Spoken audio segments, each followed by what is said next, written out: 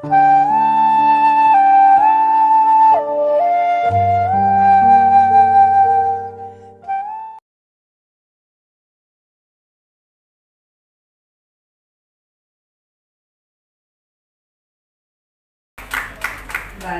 પ્રથા G22 જીવન દવેરી ધનશ્રી જુગલ ઘણા સારા ગુણથી એસએસસી પાસ થયો અને એ પછી કોલેજમાં દાખલ થવાનો પ્રશ્ન આવીને ઊભો રહ્યો. માં કોલેજના નામથી જ ભડકતી હતી. એણે જુગલને કહ્યું, ભાઈ આપણે કોલેજ કંઈ જ કરવી નથી. એમ કેમ બા? એ આપણું ગજું નહીં. તું ખર્ચની વાત કરે છે? હા, કોલેજ ભણવા તું અમદાવાદ જાય. અમદાવાદનો ખર્ચ કાઢવો ક્યાંથી? તું તારા નાના મોટા જ મેળે નોકરી લઈ લે. ખર્ચની તું ચિંતા શા માટે કરે છે બા? મને સ્કોલરશિપ મળશે. ભણવાની સાથે હું કશું જ કામ શોધી લઈશ.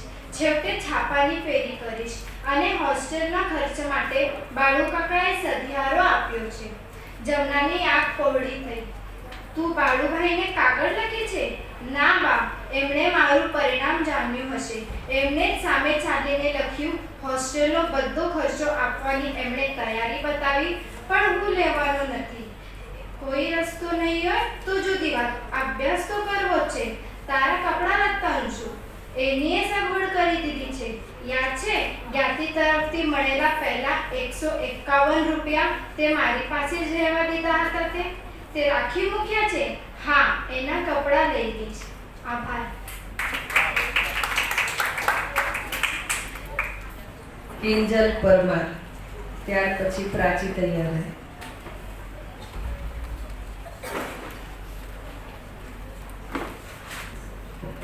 જીવન હું કિંજલ પરમાર. એક તરફ આપણા કવિ બોટાદ કરે માટીનો મેઘ પારે માસરે નો આ નારો બુલંદ કરીને ગયા છે, તો બીજી તરફ આજના જમાનામાં માળી એટલે કે મમ્મી ભલે બારે માસ પ્રેમ વરસાવ્યા કરે, પણ એને પ્રેમ આપવાનો અવસર આવે ત્યારે તો મોટા ભાગે આપણે મધર ડેના દિવસે યાદ આવતો હોય છે.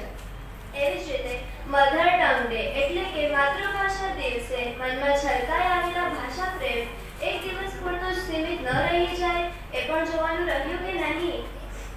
આપણા દેશના ઘણા રાજ્યોની રચના પણ ભાષા આધારિત થયેલ છે, જેમ કે ગુજરાત તો ગુજરાતી, મહારાષ્ટ્ર તો મરાઠી, પંજાબ તો પંજાબી, તામિલનાડુ તો તામિલ.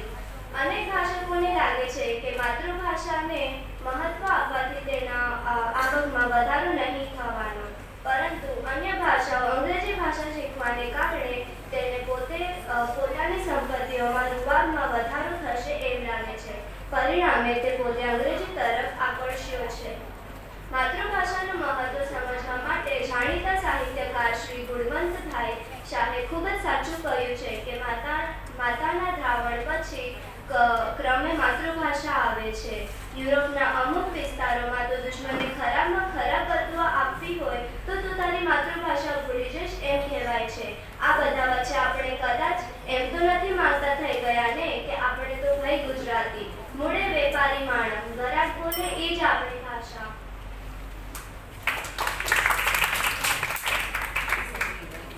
પ્રાચી શર્મા. પછી પૂજા આનંદ તૈયાર રહે.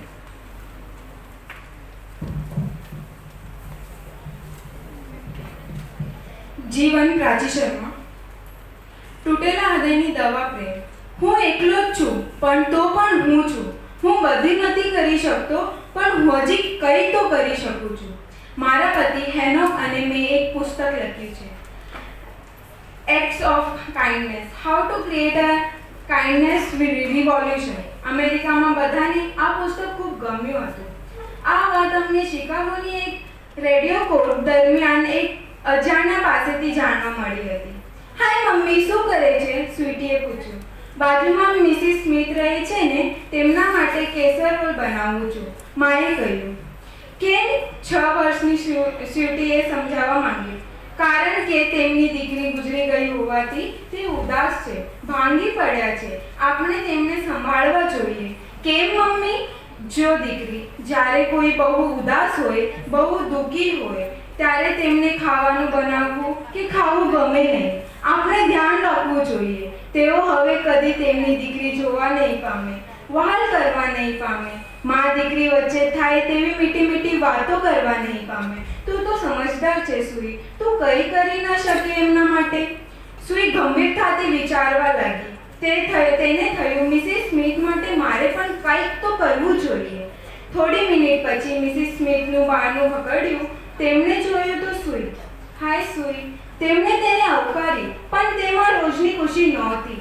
ચહેરો પણ એવો હતો કે ખૂબ રડ્યા હોય, આંખો હજુ ભીની હતી. Thank you.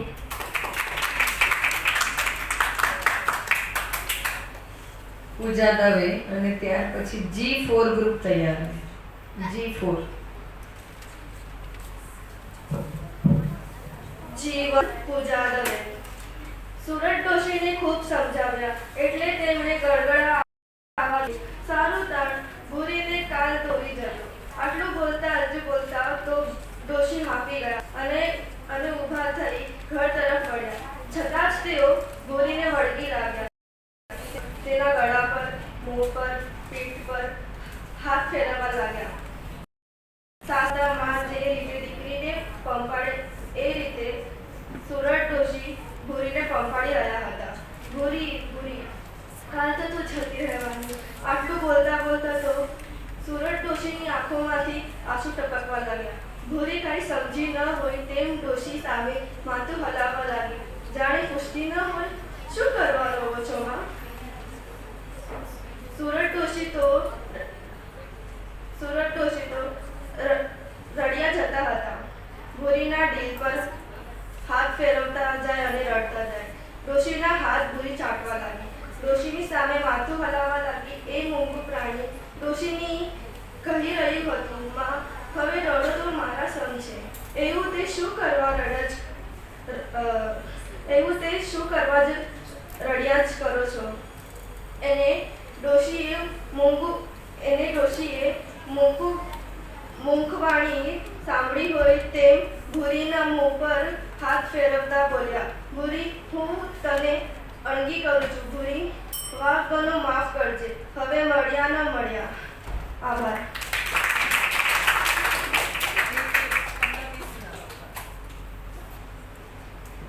જુનિયર ગ્રુપ હતું જે 5th to 7th ના સ્ટુડન્ટ્સ એ બહાર જતા રહે. હા, થઈ ગઈ છે. 5મા થી 7મા ધોરણના જે વિદ્યાર્થીઓ છે બહાર જતા રહે.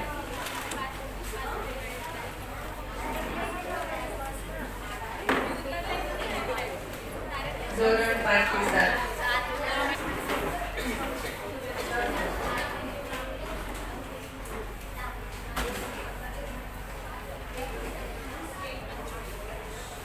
નમસ્કાર મિત્રો, આજે હું રજૂ કરી રહી છું સામાયિક પરિચય. ગઝલકાર રાસમણીની કાવ્ય જગતની આગવી છાપ. અદ્ભુત કવિયત્રી રાસમણી. રાસમણી એ ગુજરાતી સાહિત્યમાં એક મહત્વનું પાત્ર છે, જેનો ઉલ્લેખ અનેકવાર વાર્તાઓ, કાવ્યો અને નાટકોમાં થયો છે. તે સાધારણ સ્ત્રી હોય છતાં તેના વ્યક્તિત્વમાં એક આગવી આકર્ષકતા અને વળગણીયતા હોય છે. રાસમણીનું પાત્ર વ્યક્તિગત ધીરજ, સહનશીલતા અને પ્રેમના ગુણોને પ્રતિનિધિત્વ કરે છે. તે પોતાના જીવનમાં અનેક પડકારો અને સંઘર્ષોનો સામનો કરે છે અને તેમ છતાં તે હંમેશા ધૈર્ય અને સમાધાનની દિશામાં આગળ વધે છે. રાસમણીનું પાત્ર ઘણીવાર સમાજમાં તે વર્ગને દર્શાવે છે જે પોતાના અંદર જ એક વિશેષ તાકાત અને શક્તિ ધરાવે છે, પરંતુ જેનું પ્રદર્શન સંજોગો અને પરિસ્થિતિ દ્વારા જ થાય છે. આ પાત્રના માધ્યમથી લોકોએ નારી શક્તિ, પ્રેમ અને ત્યાગ જેવી ભાવનાઓને જીવંત અને પ્રેરક રીતે રજૂ કરી છે. તેમના કાવ્યોમાં પ્રેમ, વિવિધ જીવન પ્રસ્તાવ અને માનવીયતાની અદ્ભુત રંગો છલકાય છે. રાસમણીનું કાવ્યમાં શબ્દોનું કલાત્મક સમીક્ષણ, વિષયોની ઊંડાઈ અને માનવીય લાગણીઓનો છાપ જોવા મળે છે. ધન્યવાદ. મખેચા હિયા.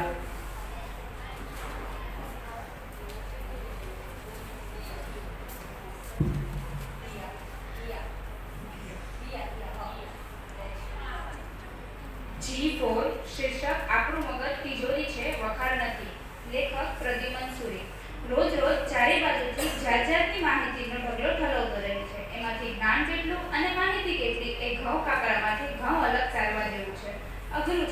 ટીવી, રેડિયો, છાપા જેવા દ્રશ્ય, શ્રાવ્ય અને વાચ્ય માધ્યમો સતત કાંઈ ને કાંઈ રજૂ કરતા હોય છે.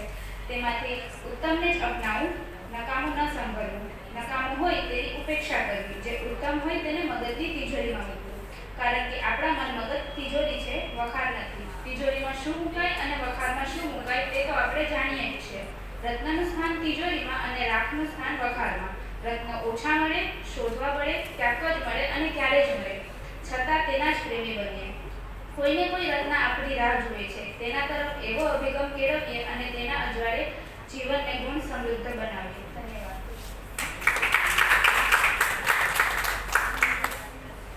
અનાળા કૃપા.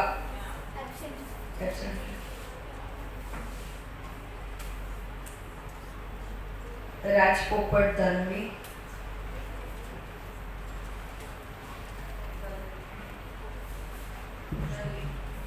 કોડ G4 શીર્ષક ક્યાં અટકવું એ જાણે તેને પડતી ના આવે.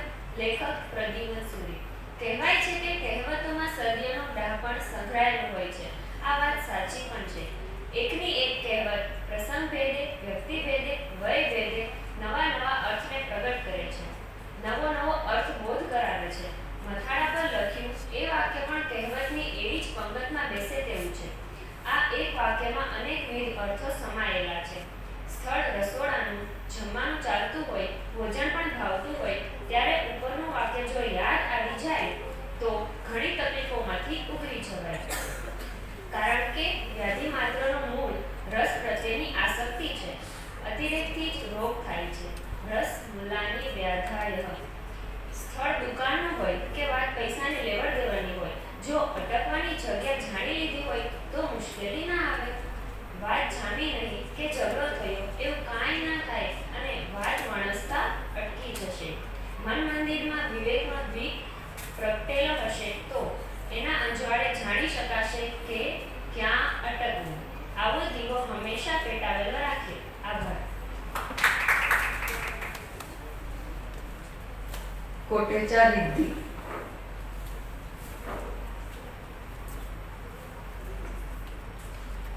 કોડ G4 વરસે રે વરસાદ અંધાધાર. વર્ષાના એંધાણ જ અનેરા હોય છે. ગામડાને સીમાડે ઊભા કોઈ અડાબી અરણ્યમાં ભ્રમણ કરતા સૃષ્ટિમાં થતી ઉથલપાથલની પ્રક્રિયા જોવા જેવી હોય છે. ઘોર ભરાયેલું આકાશ એક અલગ જ ચિત્ર ઉપજાવે છે. આપણા હૈયા સરસું જડાઈ જાય છે. ઘડીકમાં તડકો તો ઘડીકમાં છાંયો ફેરવાય છે. કાળી કાળી વાદળીઓમાં વીજળી ઝબૂકે. કવિ કાલિદાસે વાદળાને બબહાક કહ્યા છે, કારણ કે વારિસભર વાદળ એટલું ભારે ખમ થઈ જાય અને અચાનક વરસી પડે. કાલિદાસે તો વાદળાને કૃષ્ણના વર્ણચોરું પણ કહ્યા છે, કારણ કે ધવલ વાદળા જ્યારે વારિસભર થઈ જાય ત્યારે કાળા મેઘ જેવા થઈ જાય કૃષ્ણની યાદ અપાવે છે. જો તમે આકાશમાં નજર કરો તો મોટા મોટા વાદળોની ચહલ પહલ હોય અને જ્યારે એકબીજા સાથે ઘર્ષણ થાય તો ગડગડાટી બોલાવે છે. સાથે સાથે જોર જોરથી વીજળી ઝબૂકે છે. ઘણીવાર જોરથી પવન વાય છે, ધૂળની ડમરી ઉઠે છે, પક્ષીઓને ચીચિયારો પાડવા લાગે છે. આમ સૃષ્ટિનું એક એક અંશ વર્ષાને વધારવા ખડે પગે તૈયાર થઈ જાય છે. આકાશમાં છવાયેલા મદઘોષ કાળાભમર વાદળ, આ ભીની ભીની તરબોળ કરતી સુગંધ, આ મદમસ્ત પવન, આ હળવી ઝરમર, આ બધું માળું હૃદયમાં ભરવું ને આનંદની ઉર્મીને ઝીલી લેવી, એને જ કહેવાય વર્ષા ઋતુનું સ્વાગત. ભલે પછી ક્યારેક બારે મેઘ ખાંગા હોય, વાદળ ફૂટે, પૂર આવે ત્યારે ભય લાગે, પણ વર્ષા રાણી એટલે વર્ષા રાણી. આભાર. દંતાણી હીર.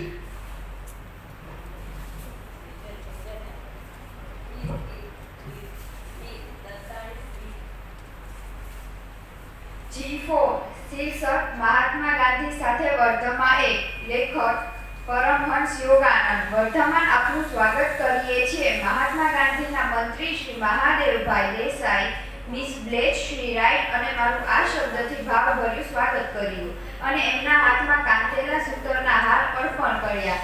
ટ્રેનની ધૂળ અને ગરમીની મુક્તિની આનંદ સાથે અમારો નાનો રસાલો ઓગસ્ટ મહિનાની એક વહેલી સવારે વર્ધા સ્ટેશને ઉતર્યો. અમારા સામાન એક બળદગાડીમાં ગોઠવી શ્રી દેસાઈ અને તેમના સાથી બાબા સાહેબ દેશમુખ અને ડોક્ટર પિંગળ સાથે અમે એક ખુલ્લી મોટર ગાડીમાં બેઠા. ગામડાની ધૂળિયા રસ્તા ઉપર થોડુંક આગળ જતા ભારતના રાજકીય સંતાન મગનવાડી આશ્રમમાં અમે આવી પહોંચ્યા. મહાત્મા ગાંધી જે લેખન ખંડમાં કલાકી વાળી બેઠા હતા ત્યાં શ્રી દેસાઈ અમને તુરંત જ લઈ ગયા. તેમના એક હાથમાં કલમ અને બીજા હાથમાં કાગળનો ટુકડો હતો. તેમના ચહેરા પર વિશાળ ઉમળકા ભર્યું મનોહારી હાસ્ય છલકાતું હતું. ભલે પધાર્યા, તેમણે હિન્દીમાં લખ્યું. એ દિવસ સોમવાર અને એમના સાપ્તાહિક મૌનનો વાર હતો. જોકે અમારો પ્રથમ મુલાકાત હતી છતાં અમે એકબીજાને પ્રેમથી જોઈ રહ્યા. મહાત્માજીએ ઈસવીસન 1925ની સાલમાં રાંચીની શાળાની મુલાકાત લઈ અને ગૌરવ આપ્યું હતું અને ત્યાંની અતિથિની નોંધપોથીમાં બહુ સુંદર રીતે નોંધ કરી હતી. આભાર.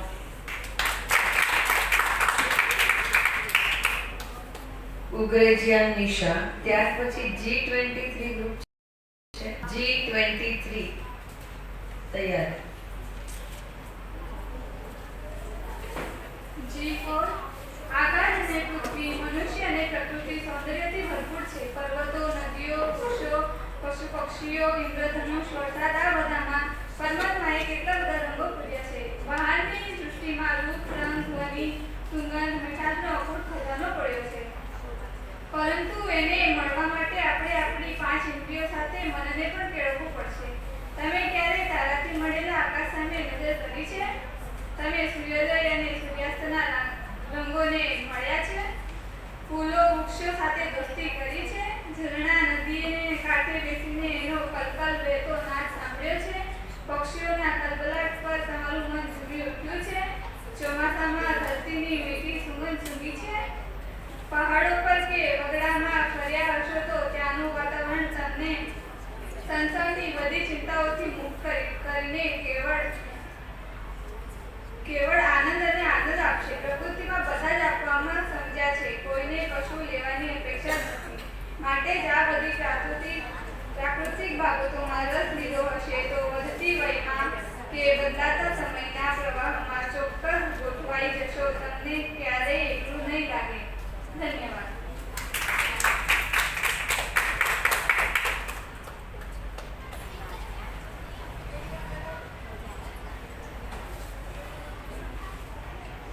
G10 જાનકી મકવાણા. G10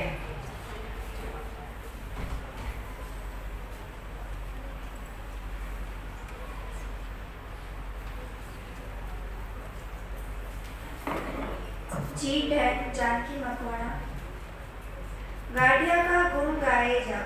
ओटला परिषदના આજીવન અધ્યક્ષ ઘટુલાલ 2-3 દિવસથી ગુટલી મારી ગયા હતા. તેમની ગેરહાજરીમાં અમારી બેઠક શોક સભા જેવી લાગતી હતી. ગામનપાટા અને ગપ્પોલિયા તો થતા, પણ જાણે બધા ગોળ વગરની લાપસી જેવા ફીકા ફસ. આમ જો ચાલ્યું તો ઓટલા પરિષદનું ઉઠમણું થતા વાર નહીં લાગે. તેમ લાગવાથી અમે અમારા બ્રેકફાસ્ટ સમયે ગટુ નિવાસમાં પહોંચી ગયા. શિયાળાની કાતરી ઠંડીથી બચવા તેઓ ઓઢી પોઢીને ગોદડામાં વીંટાઈને ખોયા જેવા ખાટલામાં પડ્યા હતા. તેમની ઊંડી ઉતરી ગયેલી 2 આંખો બિલાડીની આંખો જેવી તકતકતી હતી. અરે ગટુલાલ, ભલા આદમી, આમ કેમ ઊંધે કાન પડ્યા છો? પ્રોફેસર ગુલબાંગે રોતો ચહેરો રાખી પૂછ્યું. ગટુલાલ ગાજર ગળી ગયા હોય એ મુંકારા કરતા હતા. ત્યાં રસોડામાંથી ગોપી ભાભી પ્રગટ થયા. ટ્રેમાં એક છાલિયું મૂક્યું હતું, તેમાંથી વરાળ નીકળતી હતી. તેમના બીજા હાથમાં વેલણ હતું. તેમના ઈશારાથી ગટુલાલ બેઠા થઈ ગયા અને કટાળું મોં કરીને એક કાળી જીરી અને કડું પ્રિયાતુનો ઉકાળો પી ગયા. ગોપી ભાભી, આમને શું થયું છે? શું નથી થયું એ કહો. લો બીપી, કમરમાં દુખાવો, સર્વાઇકલ સ્પોન્ડિલાઇટિસ, સ્લીપ ડિસ્ક, મોઢામાં ચાંદા, કાનમાં ધાક, સાઇનસ, માઇગ્રેન, મેલેરિયા અને ઊંટા ટાટિયાની અસર થઈ છે અમને. Thank you.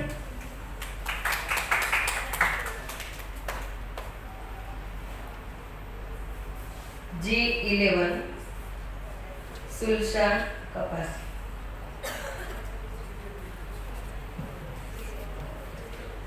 G11 સુલશા કપાસી. કાકા સાહેબ કારેલકરનો પ્રવાસ નગર સખી માટેની ભારતની નદીઓ વિશેના નિબંધ પુસ્તક લોકમાતામાંથી લેવામાં આવ્યું છે. આપણી સંસ્કૃતિમાં નદીને માતા કહી છે, પણ આ નિબંધમાં લેખકે નદીને પોતાની સખી રૂપે આલેખે છે. લેખકના ગામ પાસેથી વહેતી માર્કંડેયની સાથે એમનું બાળપણ વીત્યું હોવાથી એક વિશેષ ભાવ એની સાથે અનુભવ્યો છે. માર્કંડેયનું સૌંદર્ય, એની મૈત્રી, નિકટતા વર્ણવીને લેખકે નદીનું અલગ સ્વરૂપ પ્રગટ કર્યું છે. શું દરેક નદી માતા હોય છે? ના, માર્કંડેય તો મારી નાનપણની સખી છે. એ એટલી નાની છે કે એને હું મોટી બહેન તરીકે પણ ન ઓળખાવી શકું. અમારા ખેતરમાં ઉમરાના ઝાડ તળે બપોરની છાયામાં બેઠો હોઉં ત્યારે માર્કંડેયનો મંદ પવન જરૂર બોલાવવા આવ્યો. માર્કંડેયને કાંઠે કેટલી વાર બેઠો છું અને પવનના મોજામાંથી ડોલતા ઘાસના પાન કલાકો સુધી જોયા કર્યા છે. માર્કંડેયને કાંઠે અસાધારણ અદ્ભુત એવું જ કશું નથી. ખાસ ફૂલો નથી, જાત જાતના રંગવાળા પતંગિયા નથી, રૂપાળા પથરાય નથી. ત્યાં છે ફક્ત પ્રેમ જ શાંતિ.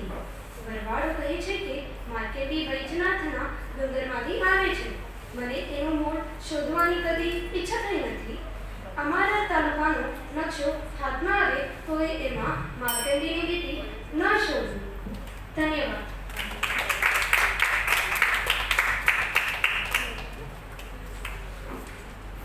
G12 group Dhruvi Modi.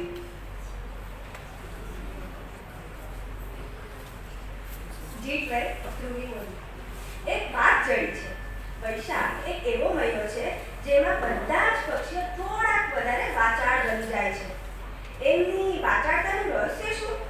વાયરાનો થનગનાટ પાંદડા પામે છે અને ડાળીએ ડાળીએ જે પર્ણ નૃત્ય થયા કરે તેનો રોમાંચ પક્ષીઓ પામે છે. પક્ષીઓનો રોમાંચ કલરવ દ્વારા પ્રગટ થાય ત્યારે માણસ છે કઈ રીતે રોમેન્ટિક રહી શકે? કલરવ એટલે મધુર ધ્વનિ. કલ અને રવ બંને સંસ્કૃત શબ્દો છે. સંસ્કૃત કલ સાથે ફારસી શુર જોડાય ત્યારે જે નવો શબ્દ બને તે કલશુર. પવન અને વાયરા વચ્ચે જે સૂક્ષ્મ તફાવત છે તેવો જ તફાવત કલરવ અને કલશુર જેવા સમાનાર્થી શબ્દો વચ્ચે છે. વૈશાખી વાયરાની સોબતે કલરવ જ્યારે ઘેરો ગામડિયો બની જાય ત્યારે કલશોર બની રહે છે. ગમે ત્યારે અને ગમે ત્યાં માણસને કોઈ પક્ષીનો ઉદ્ગાર સંભળાય ત્યારે તે સહેજ થંભી જઈને એ ઉદ્ગાર હૃદયમાં ઝીલવો જોઈએ. એ તો આકાશનો કે પછી ઉપરવાળનો સંદેશો ગણાય. ક્યારેક કોયલના ટહુકા સાથે ટીટોડીનો લય રહેલો સ્વર વાયરાની પાંખે ચડીને વગડામાં ચોગરદમ ફેરાતો રહે છે. વાયરો જ્યારે વધારે પડતો રોમેન્ટિક બનીને ગબડી મારે ત્યારે બહારની પવન આકડી પણ તોડી નાખે છે. વાયરાના તાંડવ નૃત્યને લોકો વંટોળિયો કહે છે. ધન્યવાદ. એકતા પંચા. ત્યાર પછી પલ પટેલ તૈયાર. આગળ આવી જાઓ, ફર્સ્ટ રૂમ આવી જાઓ.